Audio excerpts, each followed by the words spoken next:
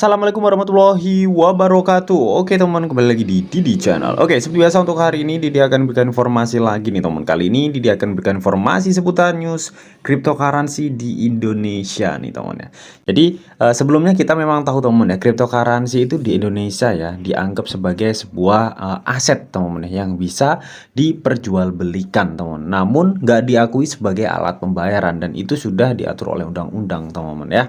Nah, nanti akan Didi bahas sedikit ya mengenai hal ini, so pastikan kalian tonton sampai habis. Oke, namun seperti biasa sebelum melanjutkan video ini, jangan lupa nih kalian tekan tombol subscribe dulu ya teman-teman, karena sekali subscribe itu gratis dan tentunya kalian akan mendapatkan update-update video terbaru dan info-info terbaru dari Didi Channel.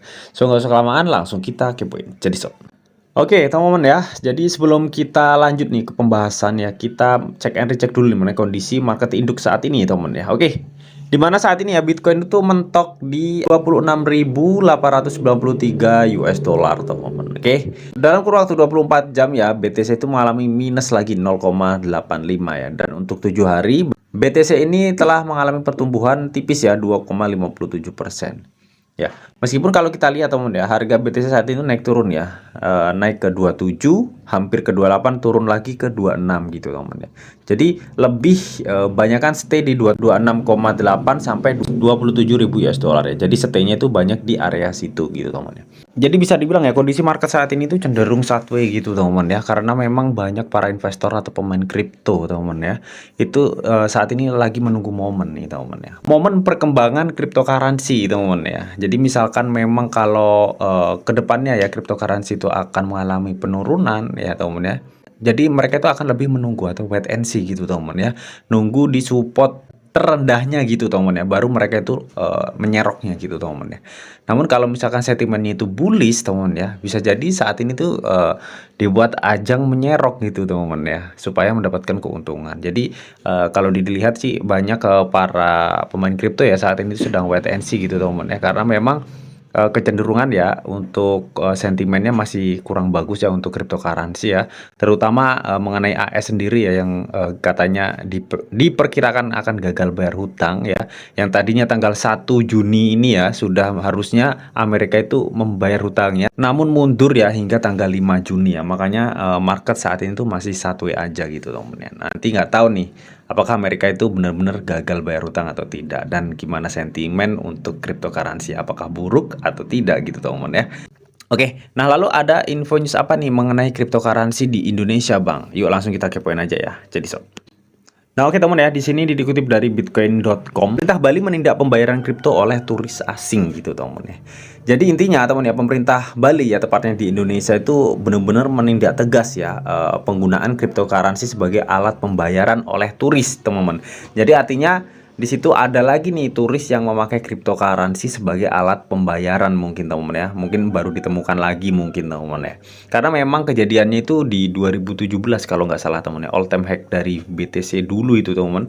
Itu kalau nggak salah pernah ada teman ya, cryptocurrency dijadikan alat pembayaran, dan itu benar-benar diusut gitu teman-teman ya mengenai cryptocurrency yang dijadikan alat pembayaran. Karena memang kita ketahui teman-teman ya, di Indonesia sendiri itu cryptocurrency diakui ya sebagai aset teman-teman ya. Jadi makanya bisa kita perjualbelikan, namun tidak sebagai alat pembayaran ya. Karena untuk alat pembayaran di undang-undang kita di Indonesia itu sudah dijelaskan bahwa alat pembayaran yang sah itu adalah rupiah teman ya, bukan yang lainnya. Makanya kalau misalkan ada turis atau warga negara Indonesia yang memakai alat pembayaran selain rupiah, itu bisa terjerat undang-undang teman-teman ya. Oke, di kalian wajib hati-hati.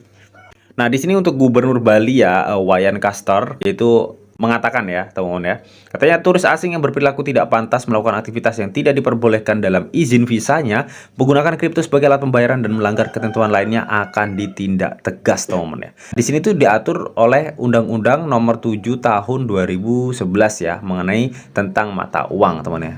Nah, berdasarkan undang-undang ini teman ya, bagi siapa saja yang ada di Indonesia dan melakukan tindakan yang bertentangan dengan Undang-Undang Nomor 7 Tahun 2011 tentang mata uang ini, teman, maka mereka itu akan dijerat hukuman penjara itu 1 tahun teman ya, dengan denda maksimal itu 13.300 US dollar atau setara 200 juta teman ya. Nah, namun di sini teman ya, gubernur itu menjelaskan lainnya nih, bahwa katanya individu nih yang terlibat dalam kegiatan bisnis valuta asing tanpa izin dari BI gitu teman ya, atau Bank Sentral Negara, itu dapat menghadapi hukuman mulai dari minimal 1 tahun hingga maksimal 5 tahun penjara ya. Selain itu, mereka itu katanya dapat dikenakan denda sebesar 50 juta, teman-teman, atau 3.300 dolar, dan denda maksimalnya itu hingga 22 miliar ya, teman-teman, atau 1,4 juta US dollar. Wow, jadi cukup besar, teman ya, dendanya ya. Misalkan nih kalian berbisnis valuta asing ya, teman ya, atau mata uang asing di Indonesia ya tanpa izin BI gitu, teman ya, kalian tuh bisa dikenakan denda maksimal itu 22 miliar, teman, atau 1,4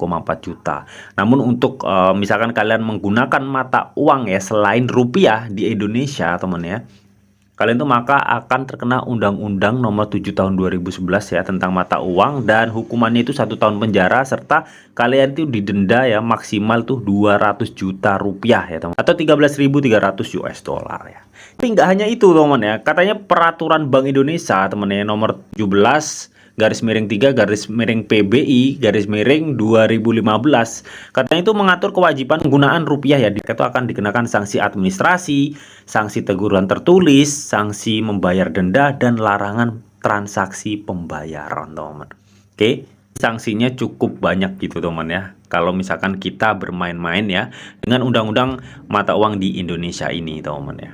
Oke, nah di sini, teman ya, Kepala Kantor Perwakilan Bank Indonesia Provinsi Bali mengklarifikasi bahwa kripto itu sebagai aset diperbolehkan ya, seperti yang sudah dijelaskan tadi, bahwa kripto di Indonesia itu diakui sebagai aset aja, teman ya, makanya bisa diperjualbelikan, namun tidak diakui sebagai alat pembayaran. Oke, jadi itu tadi, teman ya, beberapa sanksi, teman ya. Misalkan kalian menggunakan mata uang selain rupiah di Indonesia ya, kalian akan terkena sanksi yang sudah dijelaskan tadi. Dan apabila kalian berbisnis ya valuta asing atau mata uang asing tanpa seizin BI, itu dendanya cukup mengerikan, teman ya, hingga 22 miliar ya maksimalnya, teman ya.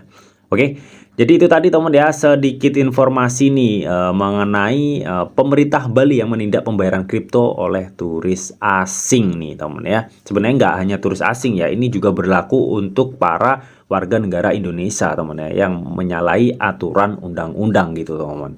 Oke, jadi semoga informasi ini bisa bermanfaat ya buat kita semua. So, bagaimana nih menurut kalian mengenai hal ini? Kalian bisa tuliskan pendapat kalian di kolom komentar. Oke? Namun tetap, teman ya, di sini tuh ada disclaimer on bahwa untuk trading dan investasi di dunia cryptocurrency itu sifatnya sangat berbahaya atau sangat-sangat beresiko tinggi, teman. Jadi bijaklah kalian nih dalam mengelola atau manajemen keuangan kalian. Semua keputusan yang kalian ambil adalah tanggung jawab kalian masing-masing. Di sini Didi hanya memberikan informasi yang didita untuk kalian semua. Oke, mungkin itu aja yang bisa disampaikan di video ini. Semoga bisa bermanfaat. Jika kalian suka video ini, jangan lupa kalian klik like, share, komen, dan di subscribe, teman-teman, karena subscribe itu gratis, dan tentunya kalian akan mendapatkan update-update video terbaru dan info terbaru dari Didi Channel. Oke, sampai jumpa.